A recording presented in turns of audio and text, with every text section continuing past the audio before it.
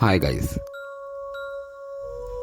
आज हम सुनेंगे भटकती रूह की एपिसोड नंबर 4। लास्ट टाइम जो हम लोगों ने सुना था वो ये था कि उन तीनों लड़कियों के साथ जो रूम में हुआ उनके साथ उन तीनों ने अपनी अपनी आप बीती एक दूसरे के साथ शेयर की थी। उसके बाद अब देखते हैं आगे क्या होता है। शहर और हिरा ने अपने ऊपर बीते हुए उन वाक़यात को अपने आपस में डिस्कस किया। इन्हें इसका अंदाज़ा बल्कि यकीन हो चुका था कि यहाँ कुछ ज़रूर है। बाहर मौसम बहुत ख़राब है और बारिश भी हो रही है। यहाँ से जाना मुश्किल ही नहीं बल्कि नामुमकिन नज़र आ रहा है। अब हम सुबह ही नीचे शिफ्ट हो सकते हैं और फिर जैसे ही कोई इंतज़ाम होगा हम वापस रवाना हो जाएंगे। हिरा ने कहा, अब हमें जितनी जल्दी हो यहाँ से चले जाना चाहिए। मुझे तो बहुत घबराहट महसूस हो रही है, शहर ने कहा। जो भी हो रात तो यही गुजारनी पड़ेगी, शहर ने फिक्रमंद होते हुए कहा। रात तो गुजारनी ही है, कुछ खा लेते हैं। हिरा किचन में कुछ ज़रूरी अशिया लेने गई तो यूँ महसूस हुआ जैसे उसके पीछे कोई है, मगर जब उसने मुड़कर देखा तो कोई नहीं था। वो तेज़ तेज़ कदम उठाई बाहर निकल आई। उन्होंने डिनर किया और थोड़ी देर गपशप लगाने के बाद सोने लेट गईं। हिरा और शहर तो सो गईं मगर शहर को नींद नहीं आ रही थी। शायद वो चंद लम्हे के लिए सो गई थी। अब उसकी आंख खुल गई थी। उसकी तबीयत बेचैन हो रही थी। उसे घबराहट महसूस हो रही थी। इतने में दरवाज़ा खुला और वही हसीना अंदर दाखिल हुई जैसे वो कबल एक रात देख चुकी थी। अब भी वही हालत थी। उसे देखकर शहर ने चीखना चाहा मगर उसकी आवाज़ नहीं निकल रही थी। उसका गला खुश्क हो गया था।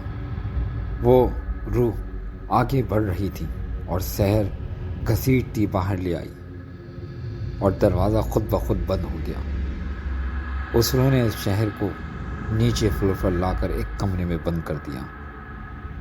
अंदर खासा अंधेरा था, कुछ भी नज़र नहीं आ रहा था। हाँ, मगर उस हसीना की आंखों में वश नुमाया था। शहर ने डरते डरते सवाल किया, तुम कौन हो? तुम कौन हो?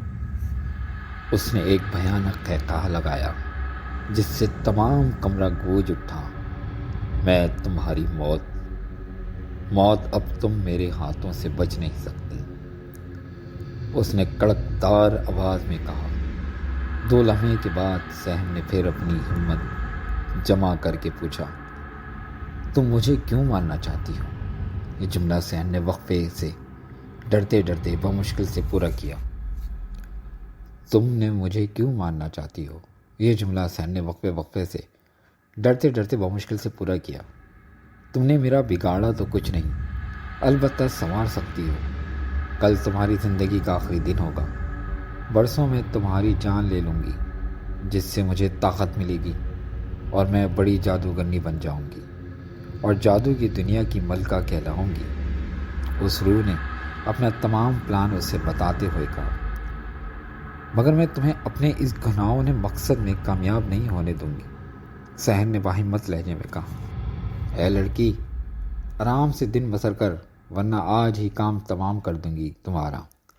तुम यहाँ से निकलोगी तो कुछ करोगी ना, इसलिए बेहतर है कि चुपचाप अपनी मौत का इंतज़ार कर। उसके साथ ही उसने कहका लगाया और कोने की तरफ बढ़ी। उसने वहाँ पड़ी रोशन की मशल जिससे कमरे में नीम रोशनी फैल गई। शहर ने देखा कि कमरे में हर तरफ इंसानी खोपड़ियाँ पड़ी हैं और जब वो रूह उन पर चलती है तो वो टूट जाती हैं। ये देखकर शहर को दुख हुआ। उसने पुकारा, पक्का इरादा कर लिया कि उसको सज़ा ज़रूर देगी।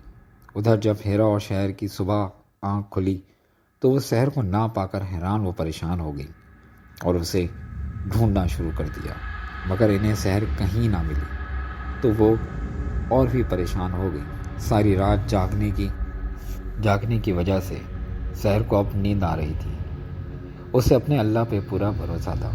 اگر اس کی زندگی ختم ہو چکی ہے تو وہ چاہ کر بھی کچھ نہیں کر پائے گی، اور اگر نہیں تو یہ روح بھی اس کا کچھ نہیں بگاڑ سکتی۔ اسے یقین کے ساتھ اللہ تعالیٰ سے اسے پریشانی سے اپنی مدد سے ضرور نکالے گا۔ وہ سکون سے سو گئی۔ اس نے خواب میں دیکھا کہ ایک عورت اس کے پاس آئی ہے جس نے سفید لباس پہنا ہوا تھا۔ اس نے شفقت سے اس کے سر پہ ہاتھ پھیرا اور کہا کہ میں جانتی ہوں تم اس وقت بہت پریشان ہو۔ یہ بدرو اصل میں ایک ہندو عورت ہے جو اپنے شوہر کے ساتھ اس گیسٹ ہاؤس میں آئی تھی۔ بہت امیر تھی۔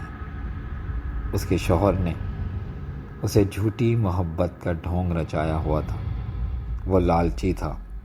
اس نے اس کی دولت حاصل کرنا چاہتا تھا۔ اس کی بیوی نے اسے اپنی دوسری گرل فرینڈ کے ساتھ دیکھا تو ان کا جھگڑا ہو گیا، کیونکہ یہ اس سے سچی محبت کرتی تھی، مگر شوہر اسے دھوکہ دے رہا تھا۔ جب اس شخص نے اپنا کھیل بگڑتا ہوا دیکھا تو اس نے اس کو قتل کر دیا۔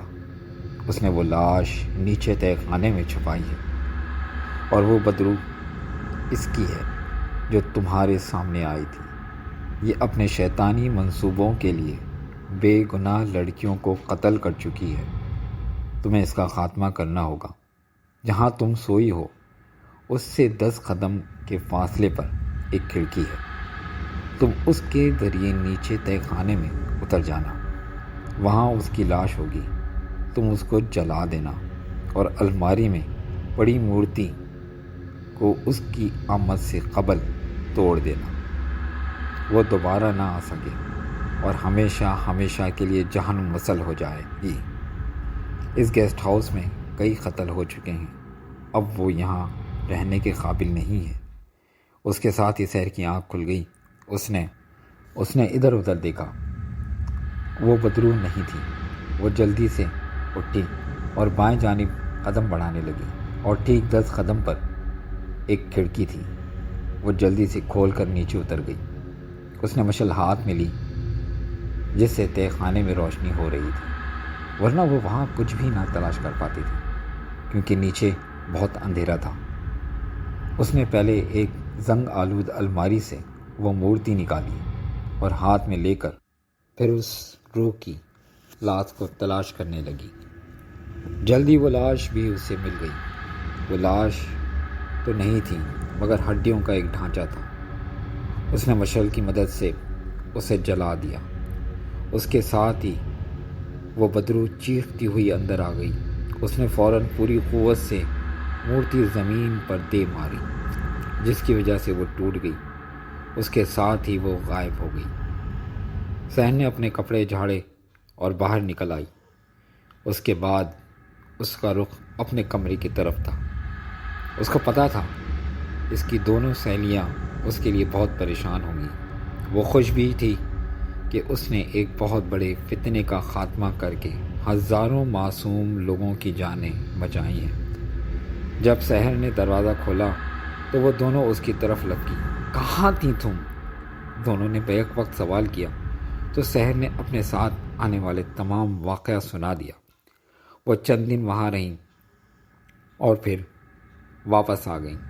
آج بھی جب ان کو وہ واقعہ یاد آتا ہے تو ایک خوف کی لہر میں دوڑ جاتی ہیں، مگر اس کے ساتھ ہی وہ اللہ کا شکر ادا کرتی ہیں کہ ان کی زندگیاں بچ گئیں اور انہوں نے ہزاروں لوگوں کی زندگیاں بچائیں۔ گائز، یہاں پہ ایپیسوڈ نمبر 4 بھٹکتی روح کا ختم ہوا۔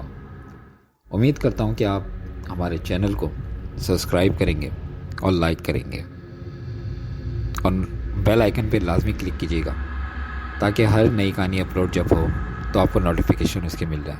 اپنا بہت سارا خیال رکھیے گا۔ اللہ حافظ۔